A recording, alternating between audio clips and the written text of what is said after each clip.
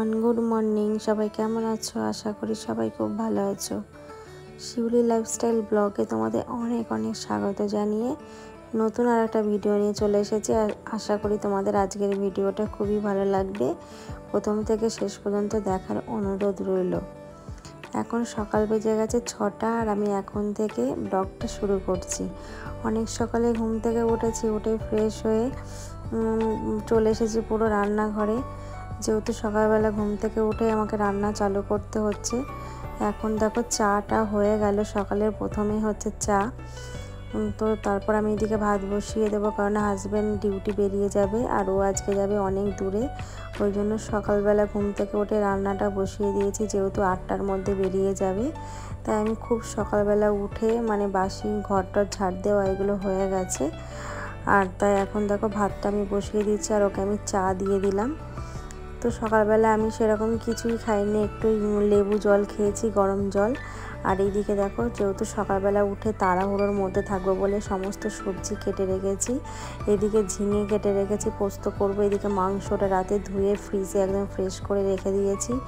আলু কেটে রেখেছিলাম, মশলাও করে রেখেছিলাম, যেহেতু রাতে সোয়াবিন করেছিলাম একবারে বেশি করে মশলা করেছি।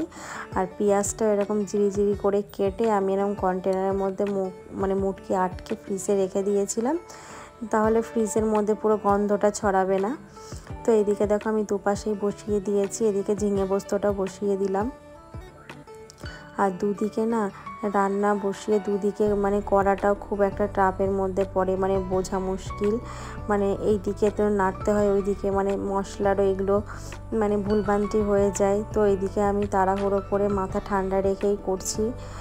এই ঝিঙে পোস্তটা বসিয়ে দিলাম। আর এইদিকে না লঙ্কাগুলো আমি এইভাবে ভেঙে ভেঙে দিলাম। তার কারণ হচ্ছে ধরো মেয়ে ঝাল কম খায়, এগুলো আছে। আর আমি ধরো একটু ঝালটা বেশি খাই, আমার হাজব্যান্ড ওরাও একটু ঝালটা কম খায়।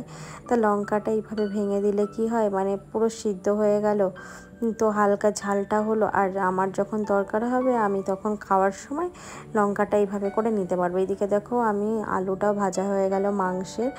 আর এইদিকে রসুনটা আমি ভেজে নিলাম। তো আমার এইভাবে চিকেনের মধ্যে রসুনটা এইভাবে খেতে, গোটা রসুন খেতে খুব ভালো লাগে।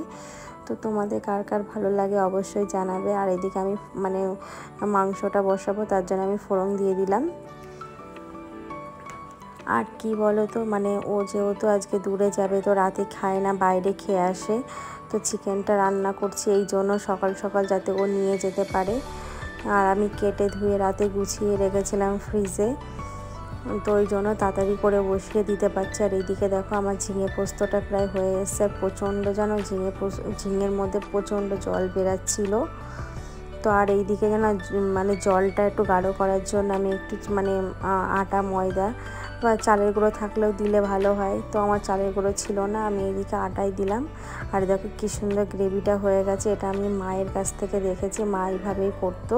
কোনো শাক বা অন্য কিছু এইভাবে করলে তাড়াতাড়ি করে আটা বা চালের গুঁড়ো যে কোনো জিনিস দিলে এইভাবে ঝোলটা শুকিয়ে যায় তাড়াতাড়ি। তো এদিকে দেখো আমি মাংসটাও বসিয়ে দিয়েছি। আর এদিকে কিন্তু হাজব্যান্ড ও ফ্রেশ হচ্ছে, ও ব্রাশ করছে এইগুলো। আর আমি এদিকে তাড়াহুড়ো করে রান্নাটা করে নিচ্ছি। আর আমার কিন্তু ভাতটা হয়ে গেছে, আমি ভাতের ফ্যানটাও ঝরাতে দিয়ে দিয়েছি। আর তোমাদের একটা কথা বলি বন্ধুরা, আমি দুদিন ধরে ভিডিও দিচ্ছি, আমার ভিউজ আসছে না। তোমরা প্লিজ আমাকে সাপোর্ট করো, আমার পাশে থেকো। আর আমার জানো তো ভিডিওটা আমি অনেক কষ্ট করে দিচ্ছি, কারণ আমার ওয়াইফাই নেই। ওয়াইফাই যতদিন না দিচ্ছে এরকম কষ্ট করে দিতে হচ্ছে। যে আমার নেটেরও সমস্যা হচ্ছে, যা নেট থাকছে একটা ভিডিও আপলোড করতে খুব অসুবিধা হচ্ছে। তো খুব কষ্ট করে ভিডিও দিচ্ছি বন্ধুরা, আমাকে প্লিজ তোমরা সাপোর্ট করো। তো আমি খুব তাড়াতাড়ি ওয়াইফাই নেওয়ার চেষ্টা করছি। তো একটু সমস্যার জন্য নিতে পারছি না, তো খুব তাড়াতাড়ি নেব। তখন আমি রেগুলার তোমাদেরকে আমি ভিডিও দিতে থাকবো। আর এইদিকে দেখো রান্নাটা, চিকেনটা হচ্ছে, এই ফাঁকে ভাবলাম খাবারটা বেড়ে আমি ঠান্ডা করতে দিয়ে দিই, কেননা ভাত এইগুলো একটু ঠান্ডা হতে সময় লাগে। তো টেবিলে রেখে আমি তো টেবিলে স্ট্যান্ড ফ্যানটা আমি জ্বালিয়ে দিলাম। তো খাবারটা ঠান্ডা করে দিলে ও যখনই খাক না কেন, দুপুরে হোক যখনই খাক না কেন, খাবারটা অনেক ফ্রেশ থাকবে, ভালো থাকবে, গরমে নষ্ট হবে না। তো এদিকে আমার চিকেনটা হয়ে গেছে। এদিকে দেখো স্ট্যান্ড ফ্যানটা চালিয়ে দিয়েছি। তো তারপরে খাবারটা গুছিয়ে আমি দিয়ে দিলাম, ও বেরিয়ে গেল। আর আমি এদিকে সমস্ত বাসনগুলো মেজে নিচ্ছি। আর বন্ধুরা মানে তাড়াতাড়ি করে ঘুম থেকে উঠে প্ল্যান মতো কাজ করলে দেখবে তাড়াতাড়ি হয়ে যায়, আর অনেকটা নিজের জন্য অনেক সময় বার করা যায়। তো এই যে গরমের মধ্যে মানে সমস্ত কাজ আমার হয়ে গেল। এইদিকে রান্নাটা সবথেকে বড় কাজ। তো এবার নিজেকে অনেকটা ফ্রেশ লাগছে, অনেকটা মানে হালকা লাগছে।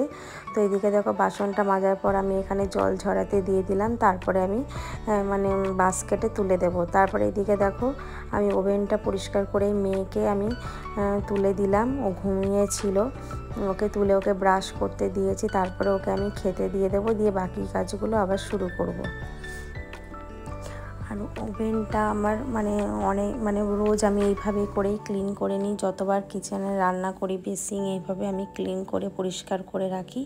তাতে কিচেনটা দেখতেও ভালো লাগে আর নিজেকে অনেক ফ্রেশ মনে হয়, অনেক কাজগুলো এগিয়ে থাকে। আর সারাদিনে তারপরে আমার দেখো কোনো কাজ না থাকলে আমি এইভাবে অনেকক্ষণ বসে নিজে অনেকটা নিজেকে সময় দিতে পারবো।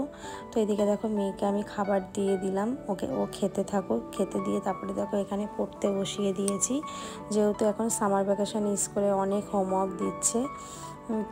তো এদিকেও হোমওয়ার্ক করতে থাকুক। আমি এদিকে নিচে চলে আসলাম বেডশিটটা চেঞ্জ করতে। তো বেডশিটটা আমি এদিকে গুছিয়ে নিলাম, কারণ মেয়ে ঘুমাচ্ছিল, তাই সকালবেলা চেঞ্জ করতে পারিনি। তারপরে দেখো এদিকে আমার পুরো কমপ্লিট হয়ে গেল। তো নিচের ঘরটা আমরা অতটা থাকি না বলে সবসময় এরকম ফিটফাট করে সবসময় গুছিয়ে রাখি, যেহেতু সারাদিন উপরেই কাজের সময় চলে যায়। তো দুপুর টাইমটা নিচে আসি, তাই সকালবেলা দেখো মানে মেয়ে ঘুমাচ্ছিল বলে আর নিচে একবারে আসা হয়নি, তাই ভাবলাম একবারে এসে পরিষ্কার করে নিই। আর আমি রোজ এইভাবে করে সুন্দর করে ক্লিন করে নিই রোজেরটা রোজ, তাহলে মানে এইগুলো পরিষ্কার থাকে, মানে নিজেকে অনেক ফ্রেশ মনে হয় আর কাজের চাপটা কমে যায়। রোজেরটা রোজ দেখবে তুমি অল্প অল্প করে গুছিয়ে নেবে, তারপরে তোমার চাপটা কম থাকে। আর যখন দেখবে একবারে করবে তোমার মাথার মধ্যে তখন অনেক চাপ থাকে। তো যেহেতু সকালে আমার রান্নার সবথেকে বড় কাজগুলো হয়ে গেছে, তাই ভাবলাম এইগুলো ঘরের এই কাজগুলো আমি মানে সুন্দর করে এরকম ক্লিন করে নিই। তো এদিকে দেখো আমার এই র্যাকটা আমার ক্লিন হয়ে গেল সুন্দরভাবে। আর কি বলো তো, আমার এই টিভির তাকটা না প্রচণ্ড নোংরা হয়, কালারটা দেখেই তোমরা বুঝতে পেরেছো, মানে এতে প্রচুর ধুলো জমে। তো আমি এদিকে সুন্দর করে দেখো ক্লিন করে নিচ্ছি। আর এইগুলো না রোজেরটা রোজ ক্লিন করলে সুন্দর লাগে ঘরের মধ্যে, আর মানে দেখবে নিজেকে অনেকটা ভালো লাগে যে না আমার ঘরের মধ্যে অনেক পরিষ্কার। আর আমি একটু বেশি খুঁতখুঁতে, মানে আমি যতক্ষণ না এইগুলো ক্লিন না করব আমার ভালোই লাগে না। আর যখন আমি ক্লিন করি আমার খুব খুব ভালো লাগে, মনের ভিতরে একটা আনন্দ মানে অনুভব করি। তো তারপরে ঘর টর মুছে স্নান করে চলে আসলাম, পুজো দেওয়া হয়ে গেল এইদিকে আমার। এখন আমি মেয়েকে স্নানটা করিয়ে দেব, দিয়ে ওকে খাইয়ে দেব। তো তারপরে চলে আসলাম রুমে, এসে আমি চুলগুলো আঁচড়ে নিচ্ছি। আর জানো তো বন্ধুরা, আমার এই কোকড়া চুল আমার একদম ভালো লাগে না। তো তোমাদের কার কার এরকম কোকড়া চুল অবশ্যই জানিও। তো গরমের মধ্যে এইভাবে আমি সবসময় উঁচু করেই বেঁধে রাখি। তো বন্ধুরা ভিডিওটা আমি এখানে শেষ করছি, তোমাদের কেমন লাগলো অবশ্যই জানিও। ভালো লাগলে পাশে থেকো, টাটা বাই।